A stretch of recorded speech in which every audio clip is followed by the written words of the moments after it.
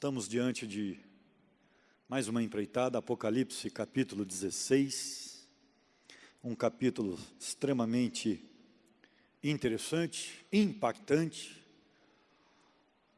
e também abrasador.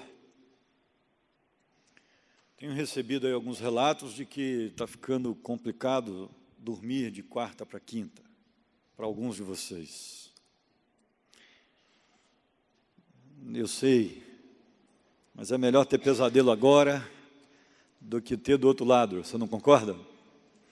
Por isso que é importante nós estarmos preparados, estudando aquilo que o Apocalipse tem para nos alertar. O Apocalipse 15, fica tranquilo, eu estou fazendo uma referência ao capítulo anterior.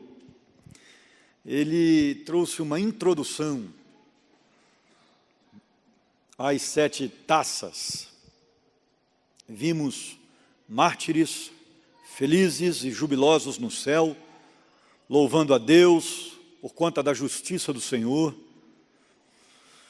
E essa justiça também é vista de uma forma cabal neste capítulo 16. Deus é justo e vai punir aquele que merece a punição. E Deus aqui pune a humanidade rebelde, nesse capítulo 16, que escolheu se tornar geração espiritual do diabo e inimiga de Deus, coisas claras no versículo 10 aqui do capítulo 16. É uma geração inimiga de Deus. E nosso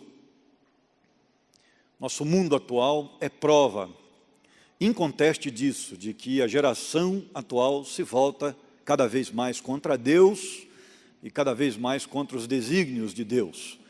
É engraçado, parece que mesmo com as evidências da ciência cada vez mais claras de que a Bíblia é um livro extremamente comprovado, mesmo com todas as evidências que o mundo natural gera, através de situações da criação, como a gente pode estudar hoje, vendo que somente um ser muito superior e extremamente inteligente poderia, com todo o poder, estabelecer o que nós vemos como natureza, como mundo criado, como universo, e as provas da ciência cada vez mais sendo corroborantes em favor de um Criador. Mesmo assim, o mundo insiste em se afastar de Deus, ouvindo doutrinas de demônios. E é uma coisa que está cada vez mais clara, o amor se esfriando de muitos e cada vez mais o homem se distanciando de Deus. E este capítulo começa a nos mostrar o fim desta atual ordem, essa humanidade que está aí e que vai ser realmente, praticamente dizimada, e o início da próxima ordem humana terá o seu lugar no milênio, onde Cristo reinará 1000 anos com uma nova geração. E Deus não deseja inaugurar o reino do seu Filho com essa turma que está aí. Essa é uma verdade. Com essa humanidade que caminha cada vez mais promíscua e para longe de Deus, cada vez mais desdenhando de Deus e cada vez mais blasfemando contra Deus. A nossa geração está vendo coisas que a humanidade não via há muito tempo, há muitos séculos. Gente na porta das igrejas fazendo protesto seminua, gente proferindo blasfêmias contra a igreja, contra as representações da divindade. Então a gente está vendo momentos, passeatas inteiras do satanismo, de movimentos que procuram profanar o nome de Deus. Então nós estamos vendo um tempo difícil nessa geração. E essa geração será punida por tudo isso. Deus não vai começar o seu reino com essa geração. Ele vai fazer o que fez na época de Noé. Ele vai fazer o que fez na época em que ele decidiu revitalizar espiritualmente Israel. através de 40 anos no deserto de Cades Barneia e depois através dos cativeiros que Israel teve que se submeter para que pudesse ter uma purificação espiritual. E ele vai fazer isso mais uma vez no fim dos tempos. Só que naquele momento, ele vai tirar o seu povo do meio da situação punitiva e punirá o restante da humanidade pecadora que não anda com Deus. Então, essa punição será dura. E este capítulo 16 trata dela. Versículo de número 1, quem quiser ler, pode ler para a gente.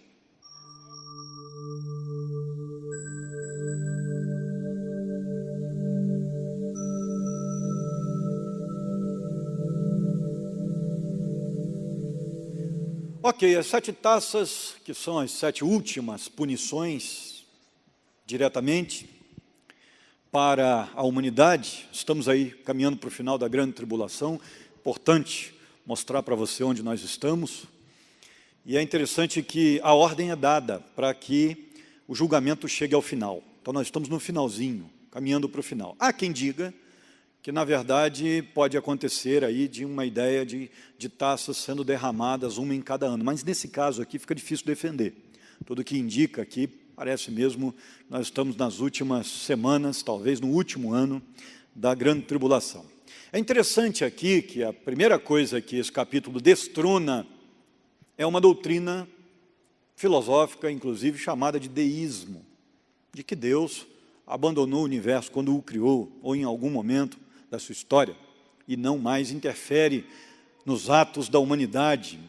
Tem tanta gente que acredita nisso, e isso tem motivo, né? Tem tanta coisa ruim que acontece no mundo, tem tanto estuprador, tem tanto suicídio, tem tanta gente massacrando gente, tem tanta fome, que às vezes parece que Deus realmente não se importa, que Ele não está mais entre nós, que Ele tenha abandonado o mundo ao seu próprio destino, à sua própria vontade. Então tem muita gente que crê nisso. Agora, quem crê dessa forma, por essas bases, por essas evidências, na verdade não olha todo o lado da moeda. Aliás, não olha os dois lados da moeda. O pessoal que crê nisso esquece de ver que no mundo também há muita bondade, que no mundo também há muita gente boa, fazendo muita coisa boa para outras pessoas, e que há muita gente, inclusive, doando-se, dando de si, para que outras pessoas possam sorrir. Então há muita bondade por aí. E por isso, só esse argumento não serve de base para dizer que Deus nos abandonou. O Apocalipse não parte do pressuposto de que Deus nos abandonou, muito pelo contrário. O que João descreve é um Deus ativo na humanidade. Um Deus que a todo instante sabe exatamente o que está permitindo e fazendo, e inclusive executando na humanidade.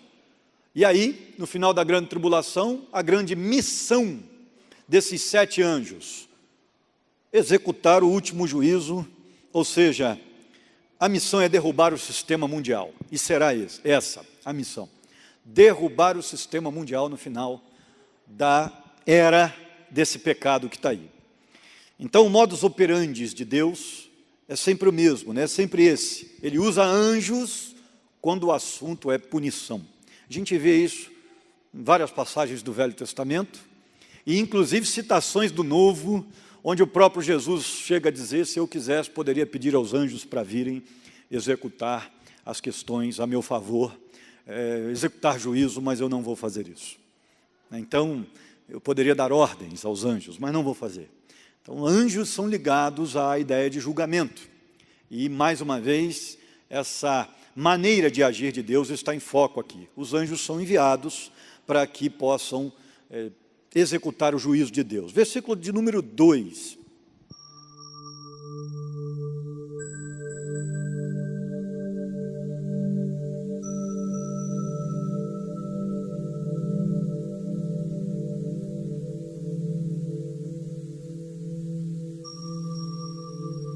É interessante essa passagem aí, porque esse versículo 2 é um cumprimento, é o início de um cumprimento que Apocalipse 14, versículos 9 e 10, indicou para a gente. O Apocalipse 14 já falava disso, que os adoradores da besta iriam beber o cálice da cólera, ou, nas versões mais atuais, da ira de Deus.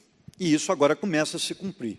Feridas malignas e dolorosas, essa palavra, aliás, essas três palavras, feridas malignas e dolorosas, são no grego palavras arrepilantes, assim, coisas terríveis. Elas são descrições que têm paralelos em Jó, porque Jó também teve isso aí. E também são as mesmas descrições da parábola do rico e do Lázaro, quando Jesus conta a parábola, a história, e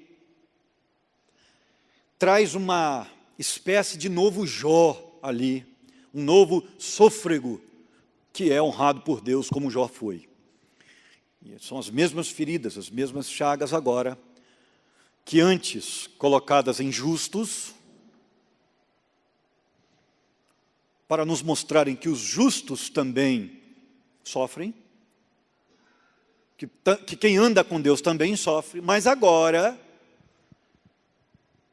estampadas aí na carne dos seres humanos da grande tribulação que decidiram seguir a besta. O julgamento começa com isso. Feridas são abertas pelos corpos dos adoradores da besta, e Graham Osborne, um comentarista especialista em Apocalipse, que escreveu um livraço chamado Apocalipse, um livrão, ele fala das dificuldades que essas feridas, pelo grego, indicam. Ideias de não conseguir se sentar, se deitar, não conseguir sequer caminhar, estão em foco através da linguagem original. Então, temos aqui uma versão muito mais dolorosa da sexta praga do Egito, as úlceras. Sempre naquele paralelo para a gente entender, o Êxodo está como pano de fundo do livro de Apocalipse. Os crentes não estarão aí mais, né? Não estarão mais em foco aí diante desses sofrimentos, porque esses sofrimentos são divinos sobre os pecadores. Não é que eles não estarão dentro da grande tribulação, estarão, mas não estarão mais sofrendo essas catástrofes, porque Deus vai cuidar de cada um nessa altura, dos sobreviventes. Muitos morrerão sendo massacrados pelo governo do anticristo, mas alguns vão sobreviver, até porque crentes recebem uma orientação muito especial do Espírito Santo quando o assunto é perseguição.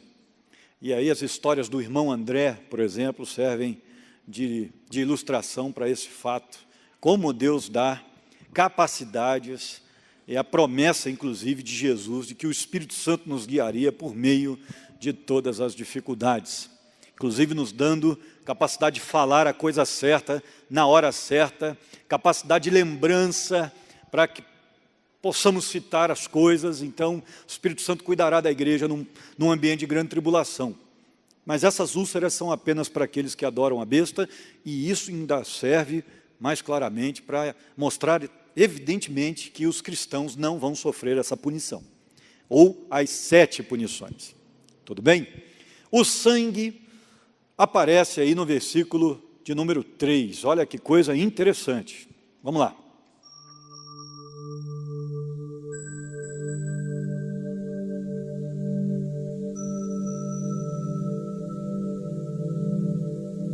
Ok, Lourinha, o mar se tornará em sangue, em sua totalidade, totalmente.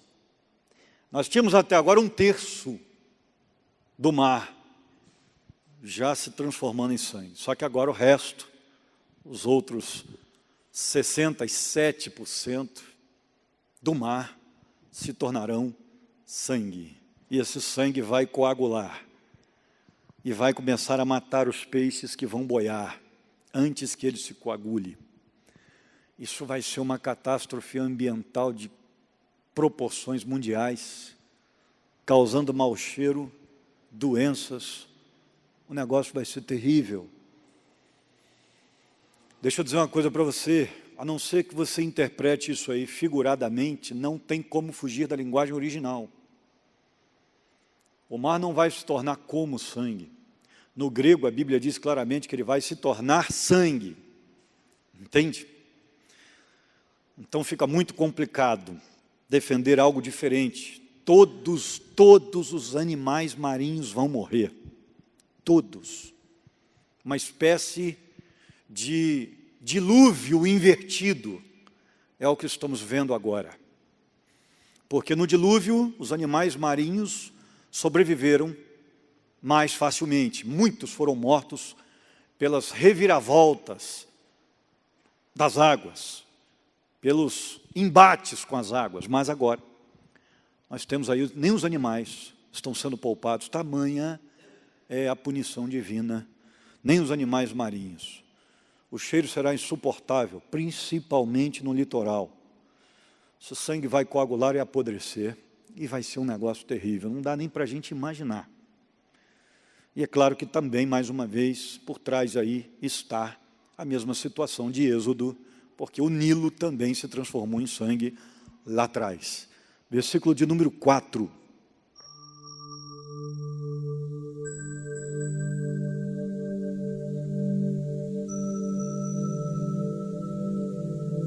Você já teve alguma situação, os mais antigos aí já devem ter passado por isso, na época em que o nosso Brasil ainda era mais precário, falta de água por dias consecutivos.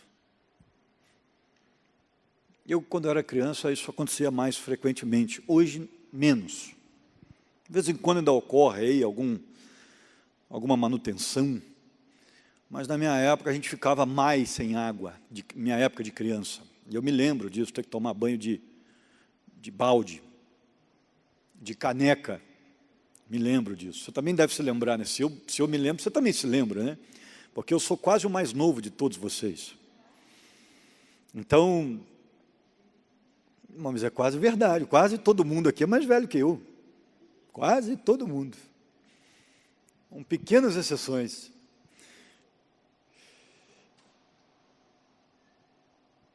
É uma realidade que a gente pode pensar lá atrás, se a gente é mais velho um pouquinho e lembrar, como é que era ruim ficar sem água. Você imagine toda a água se transformando em sangue, toda a água potável. Porque primeiro falou do mar, agora está falando da água doce. Tudo vai se tornar em sangue. Nós temos paralelos com as trombetas, é claro. É que eu não estou falando muito dos paralelos com trombeta, Egito, porque senão fica muito extenso, a gente vai ter 2 horas de estudo. Mas tem paralelo aí com as trombetas lá atrás, porque lá atrás as trombetas trouxeram para nós a informação de que 1/3 da água potável se tornou venenosa. Lembra? Agora não é mais veneno, agora é sangue. Agora acabou a água do planeta. Não haverá água para beber, não vai dar mais para tomar banho, não vai ter água para cozinhar, não existirá água para nada. As fontes vão se tornar em sangue. Então, uma característica nós temos nessas taças. Elas são muito mais graves, há um agravo das trombetas. As trombetas foram mais suaves, as taças são extremamente terríveis, assim, são terríveis. Causticantes. Versículos 5 a 7.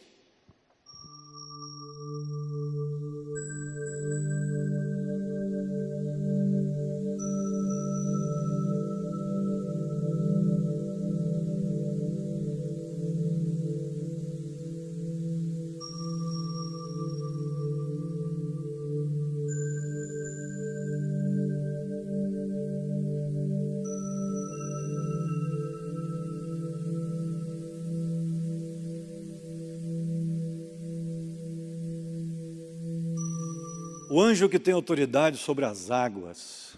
Você sabia que os judeus tinham uma doutrina para isso? Eles acreditavam que os 4 elementos naturais tinham anjos que dominavam esses elementos, que eram donos da autoridade sobre esses elementos. E é por isso que você vai, e já ouviu aqui no Apocalipse com a gente, a expressão, os anjos dos 4 cantos da terra. É uma expressão interessante essa que aparece aqui, porque os judeus acreditavam que havia um anjo que tinha autoridade sobre as águas e comandava as águas. Há quem diga que isso é uma espécie de apologia contra os deuses desses elementos, os deuses falsos no mundo antigo. Então, que os judeus substituíam os falsos deuses, que a gente conhece lá, por exemplo, o panteão grego com seus deuses, o deus das tempestades, o deus dos mares. Então, havia essa questão, o deus Atlas sustentando o planeta. Então, os judeus odiavam essas ideias, então eles começaram a entender, há quem diga, que eram anjos que tinham essas funções. Nós não sabemos aqui, eu particularmente não creio que João esteja aqui colocando a sua própria cultura, sua própria ideia, sem que fosse uma verdade, porque senão nós vamos ter que dizer que João pode ter errado, e aí isso não dá certo, porque a Bíblia não pode ter erro. Ela foi escrita por Deus, pela orientação de Deus, então não tem como. Agora, podemos entender o texto também como um anjo que recebeu autoridade nesse momento. E aí não teria essa figura desse anjo que comanda os mares. Então, há essa possibilidade também. Só quero dizer para você, porque por que eu estou falando disso? Você deve estar pensando, pastor, vamos embora, né? Doido para saber o resto. Mas deixa eu dizer uma coisa para vocês, existe uma heresia na nossa época, chamada de espíritos territoriais, que nasceu por causa desse negócio aqui. E esses caras hoje escrevem livros sobre batalha espiritual, que batalha espiritual é um assunto bíblico. Nós estamos em batalha, Efésios vai falar disso. Nossa luta não é contra a carne e sangue, sim contra principados e potestades. Não é isso que a Bíblia diz?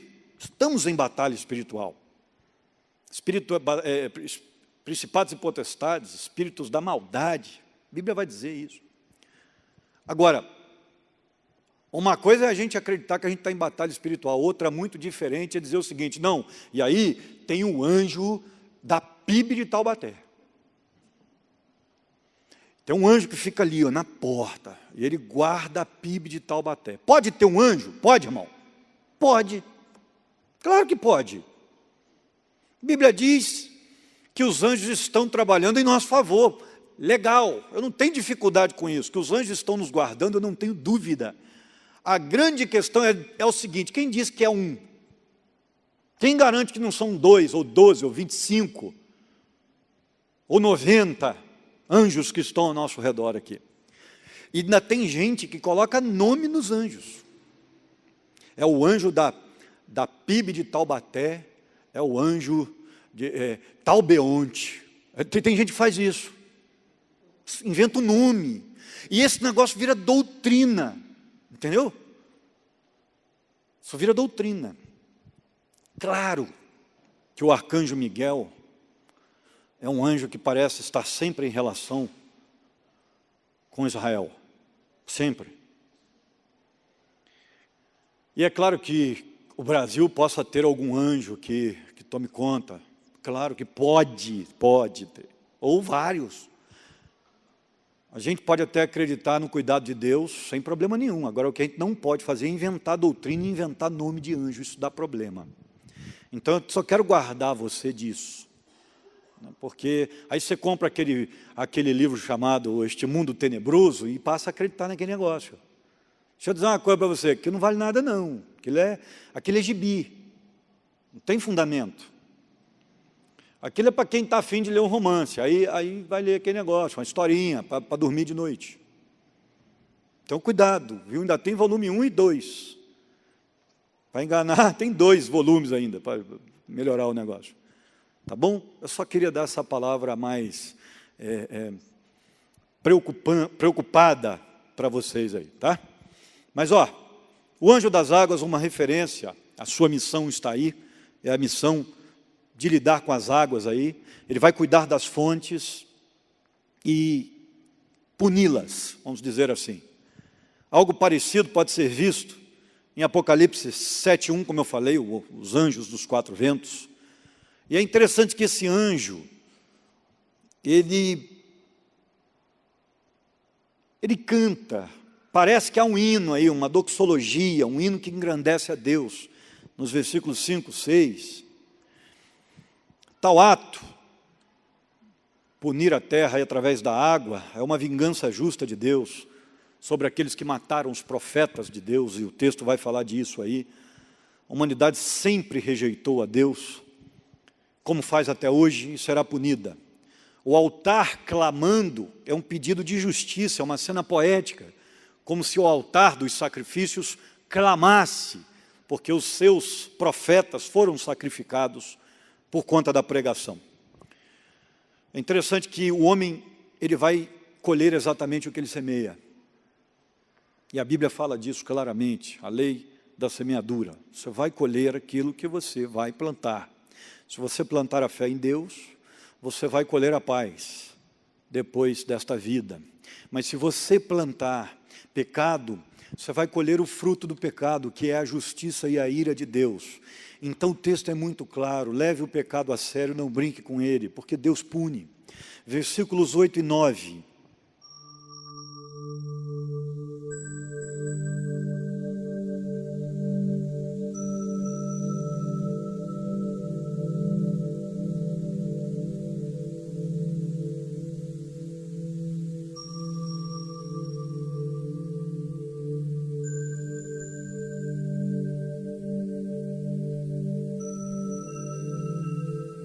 É muito interessante que o texto trabalha como trabalhou lá com o Faraó, de Deus trabalhando para punir de uma maneira bem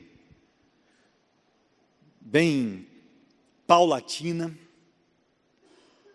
o homem, como fez com o Faraó. Ele foi punindo o Faraó em etapas, e Faraó foi endurecendo o coração. Parece que esse é um procedimento humano. Quanto mais Deus vai punindo, mais o homem vai endurecendo o seu coração contra Deus. Depois de tudo isso acontecendo, mesmo assim, a humanidade não dará glória a Deus. E lembre-se, o sol vai queimar esses camaradas. Imagine, com feridas extremamente dolorosas, o sol ainda vai queimá-los. E não haverá água para refrescar, lembre-se disso.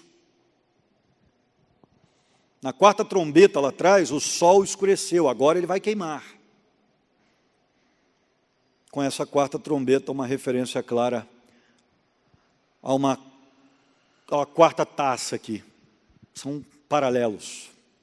O sol está em foco. Versículos 10 e 11.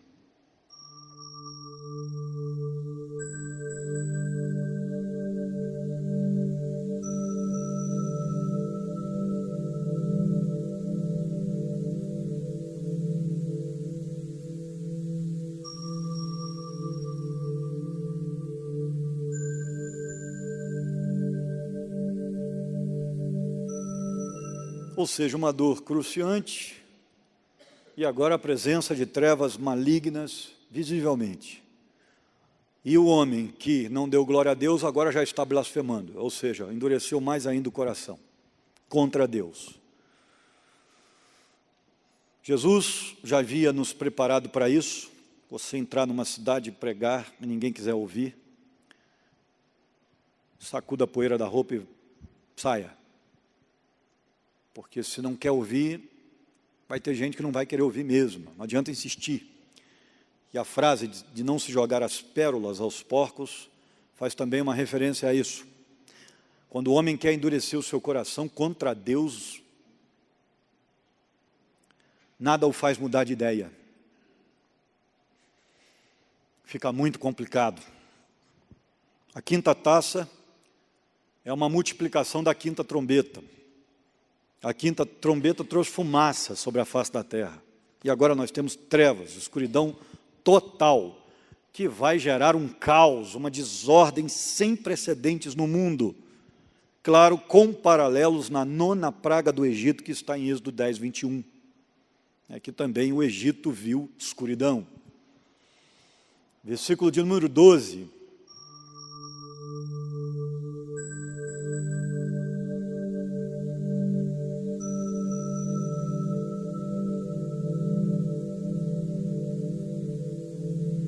Queridos, esse versículo me deu um trabalho tremendo.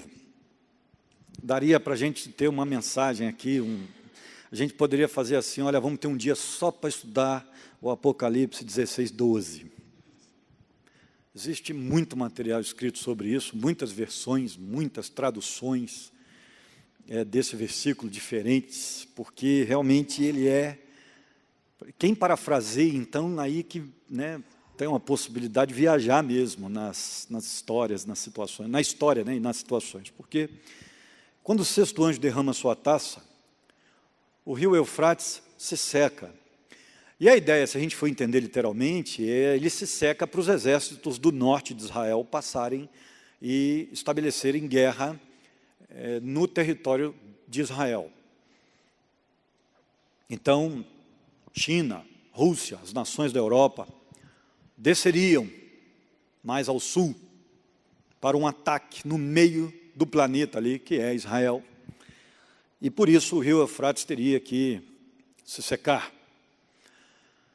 Aí é que está, porque os nossos exércitos atuais não precisam de um rio seco para que possam fazer um ataque mais, A tecnologia hoje passa por cima do rio. Aliás, o Eufrates não é nem tão largo assim, que possa impedir esse ataque. Mas uma questão interessante aqui é que o Apocalipse pode estar se referindo a um ataque a pé.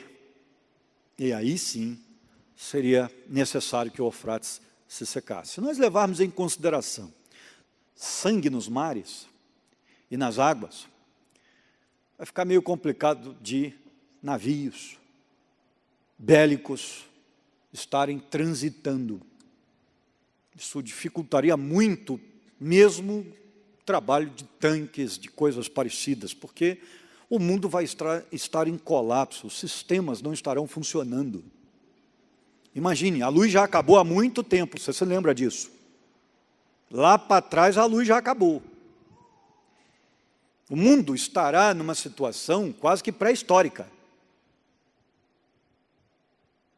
Nós não sabemos se os sistemas estarão funcionando. Internet, bem provável que não. E o mundo vai ter que voltar a guerrear, talvez, de uma maneira primitiva, porque a tecnologia, muito provavelmente, não estará em funcionamento. Então, essa pode ser uma possível interpretação. E uma segunda interpretação também pode estar por trás de uma figura, de um elemento aí bem interessante, e apenas assim, figurado. É porque as nações sempre atacaram Israel pelo norte. Há uma planície perto de um monte em Israel, chamada Vale do Megido, que aportuguesadamente é Megido. Essa planície sempre foi, assim, parte fronteira de Israel e muito disputada durante quase toda a história de Israel. Sempre houve guerra ali naquela limítrofe área, naquela fronteira. E todo mundo sempre quis aquele pedaço. E é simples, por quê? Porque quem comanda aquele pedaço ali, comandava no mundo antigo, por isso Israel está em guerra até hoje, naquele pedaço, domina o mundo, domina aquele mundo antigo, aquele pedaço. Porque ele é um pedaço de passagem, é um eixo comercial muito importante, desejado. Só para você ter uma ideia, existem cerca de 30 cidades soterradas ali no mesmo pedaço. A guerra foi tanta ali, que as camadas geológicas mostram, arqueológicas mostram, cidades inteiras enterradas, uma debaixo da outra, no mesmo pedaço, porque ali sempre houve guerra. Então, o negócio ali é complicado. Pode ser uma expressão apenas de cunho profético e bem simbológico para os exércitos hoje, porque, mais uma vez, Israel vai enfrentar a guerra onde sempre enfrentou com os seus inimigos. Essa pode ser a ideia do texto. A sexta trombeta traz cavaleiros satânicos, como nós estamos vendo aí. Aqui temos espíritos imundos, com paralelos lá em Êxodo também, porque a figura da rã está aí. E as rãs invadiram o Egito Antigo.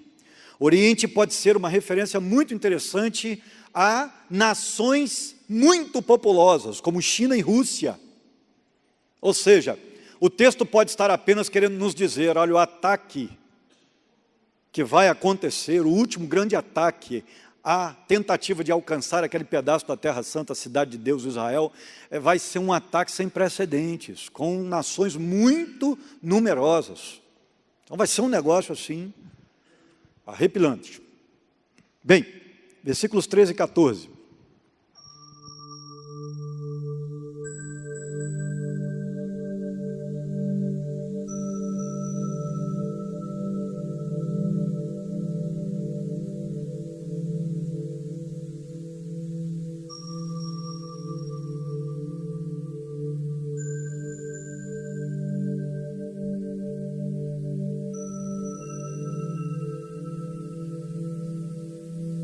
O grande dia é uma expressão profética ligada ao dia do julgamento de Deus, o dia que Deus julgaria a humanidade.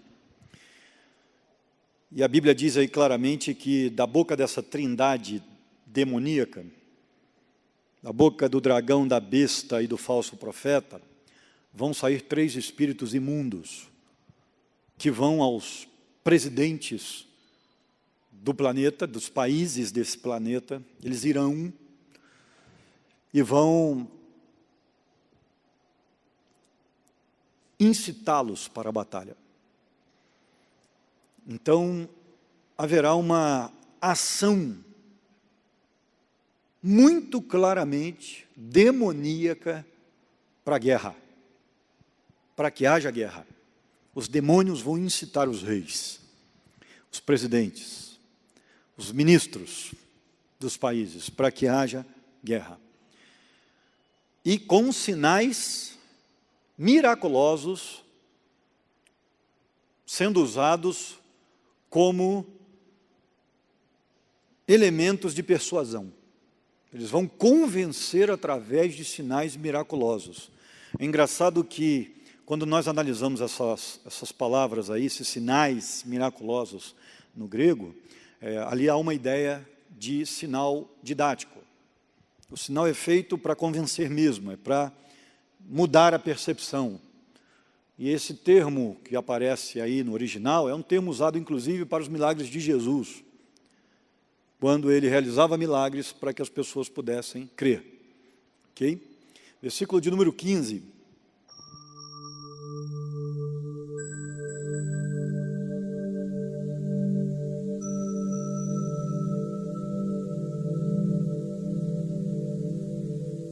Nós nunca podemos nos esquecer da contextualização do Apocalipse. O pano de fundo, muito importante, é a igreja primitiva. É a igreja que passava perseguição na época do imperador romano. E a perseguição de Roma era cruel. Então, automaticamente, isso ainda está em foco. Isso é um aviso para aquele povo, para o povo que sempre viveu lendo o Apocalipse e para nós.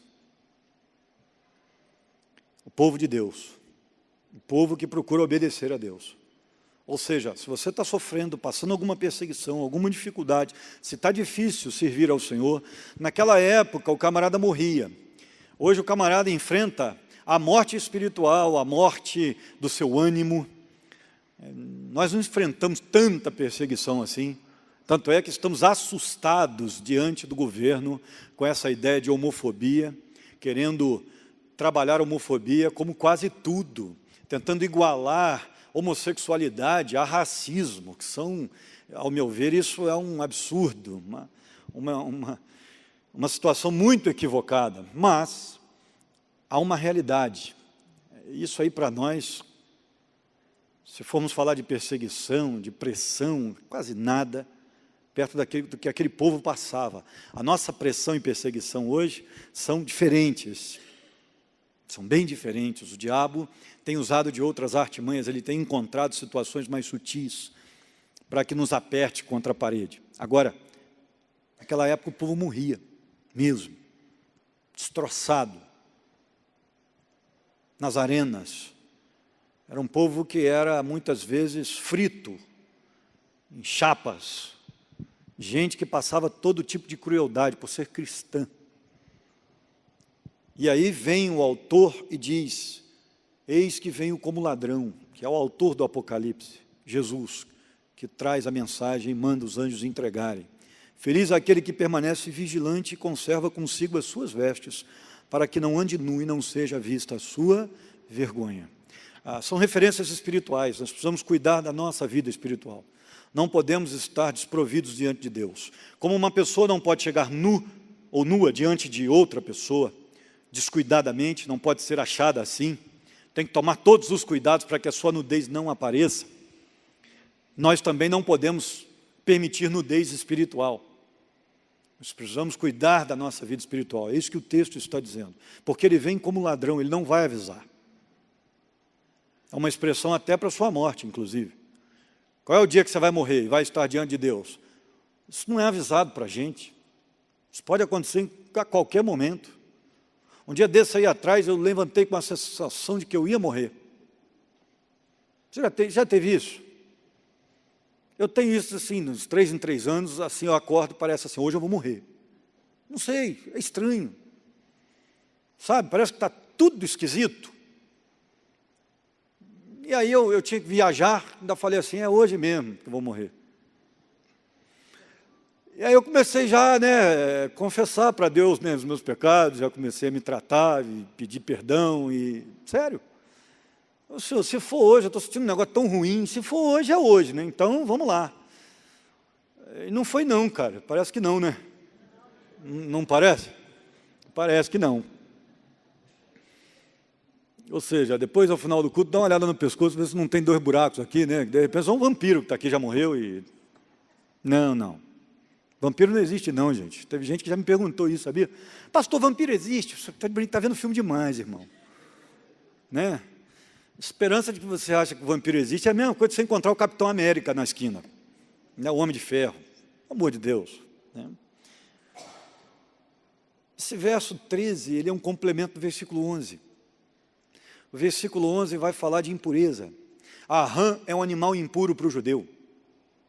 O judeu não poderia comer rã, ter contato com rã físico, porque a lei cerimonial impedia, você não podia ter contato com a rã e depois entrar na presença de Deus, porque você estaria impuro, teria que se purificar primeiro. E automaticamente o versículo 13 faz uma referência ao versículo 11. Olha, não seja impuro, não seja encontrado impuro quando Deus vier. Você tem que estar purificado. Você tem que estar bem com Deus. Você tem que estar em comunhão, porque senão o negócio vai ficar complicado para você. É isso que o texto está falando. Versículo 16.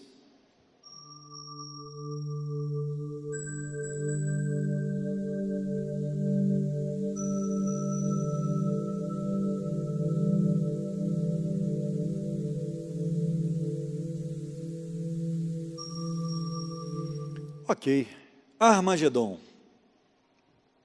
Probabilidade de traduzir esse texto aí 100%, essa palavra é muito complicada, mas tudo indica que o termo significa lugar de tropas. Será o palco da última grande batalha deste mundo, última grande guerra. Como eu disse para você, Síria, Babilônia entraram em Israel através desse vale. Ou seja, as nações sempre atacaram Israel por ali. É um lugar muito precioso na antiguidade, inclusive, quem controlava esse lugar controlava tudo. Então ali, mais uma vez, haverá uma batalha.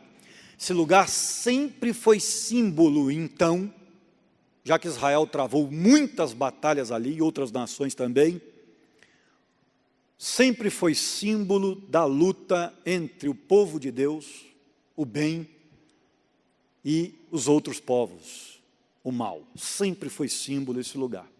Então será, neste palco de batalhas entre o bem e o mal, a última batalha da humanidade, também entre o bem e o mal, Deus e o diabo.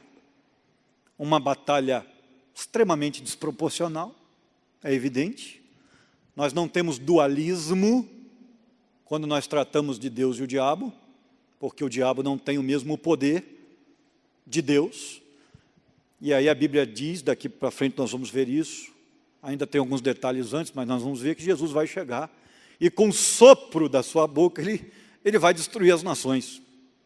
Olha a diferença entre o poder de Deus e o poder do diabo. Olha a diferença. Exércitos impulsionados pelos demônios cairão diante da fala de Jesus. Versículo de número 17 e 18.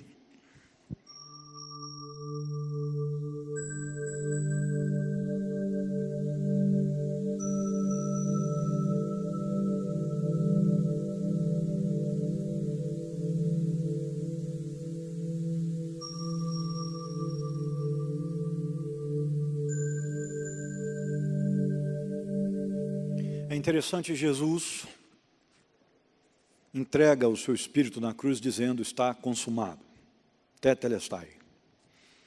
E podemos ver agora, mais uma vez, essa frase de uma maneira muito forte. Aliás, algo parecido, não é a mesma frase, mas muito forte. Está feito. A oportunidade na cruz foi dada e foi consumada com a morte de Jesus por nós, no nosso lugar. E aquele que crê hoje pode se tornar filho de Deus, pode ser salvo pelo sangue de Cristo, que foi derramado em nosso lugar. Ele consumou a possibilidade da nossa vitória sobre a morte, e a nossa amizade com Deus hoje é possível através do sangue de Cristo. E através do sangue das nações, também acabará essa oportunidade. A terra estará, então, terminada, não haverá mais possibilidade de reconciliação com Deus antes do milênio. A terra sofrerá o seu golpe final, estará feita a última parte através do sangue também. Abalos inéditos, terremotos nunca vistos, vão acontecer nesse momento. Trovões, vozes, relâmpagos, haverá algo estrondoroso, agora eu fiquei em dúvida, com relação aos últimos dias da humanidade. Será um negócio terrível. O julgamento chegará ao fim, como Deus disse que faria, e isso vai acontecer. Versículo 19.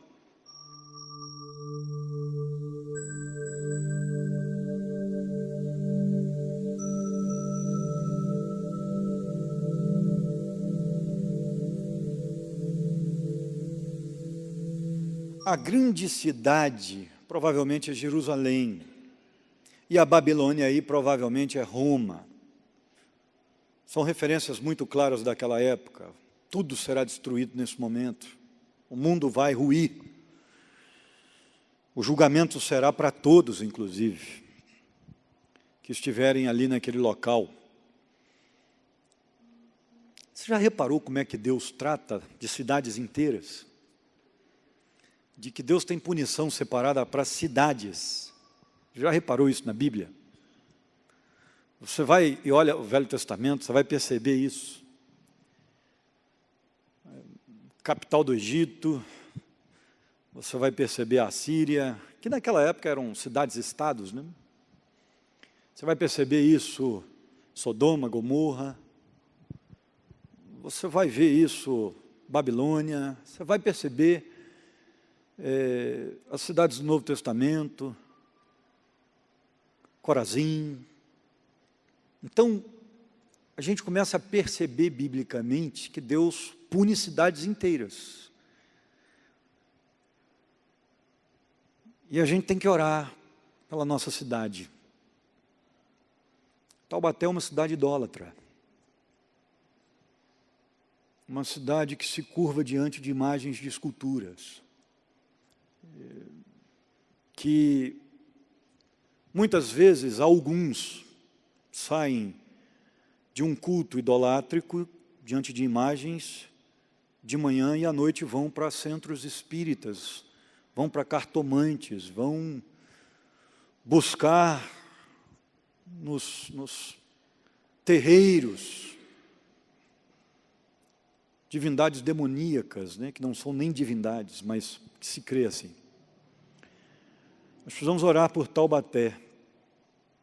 Precisamos orar pelo nosso vale histórico, que é tão idolátrico, porque muitas vezes Deus pune cidades inteiras.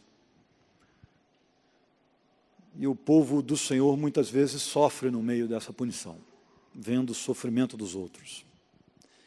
Precisamos orar pelos nossos parentes que estão cegos, crendo em doutrinas de demônios, como diz a Bíblia. Então nós precisamos orar por isso. O povo de Deus não pode deixar de orar pela cidade. Não podemos deixar de orar pelas nossas cidades vizinhas, com as suas festas idolátricas. E outra coisa, precisamos definir o nosso lado. Já não há mais tempo para ficar em cima do muro. Ou a gente é de Deus ou não é, porque quem não for sofrerá punições terríveis. Nós precisamos definir a nossa vida com Deus. E para terminar, versículo 21, que tem um peso igual, não é diferente. Ele termina tão catastrófico o capítulo quanto começa. Olha aí.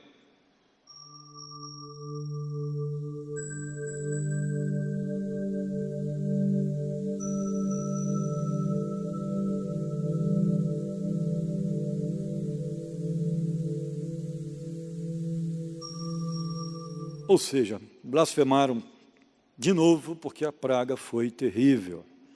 Pedras de cerca de 40 quilos de granizo caindo em cima do povo. O sol abrasando por um tempo, terremotos, esses fatores, falta de luz, em outros momentos, situações climáticas sendo completamente desfiguradas, a chuva virá impiedosamente, ou somente o gelo, a gente não sabe, mas ela virá de forma terrível. Pedras de quase 30 quilos caindo sobre, aliás, quase 40 quilos caindo sobre o povo. Assim termina o capítulo de número 16, e no capítulo 17, nós vamos ver uma cena religiosa, viu? Se prepare para isso, porque Deus, Ele também pune as religiões falsas. Então, no capítulo 17, nós vamos ter a grande prostituta. Quem é ela? Será punida separadamente, na próxima quarta-feira. Então, oremos por isso. Amém, queridos? Vamos orar? Senhor Deus, Pai, te agradecemos pelo privilégio do estudo da Tua Palavra. Estamos compreendendo melhor agora o que é o pecado. E não podemos brincar com ele. Tenhas misericórdia. Que nós tenhamos tempo, ó Deus, para o arrependimento. Que possamos ser cada vez mais purificados pelo Senhor.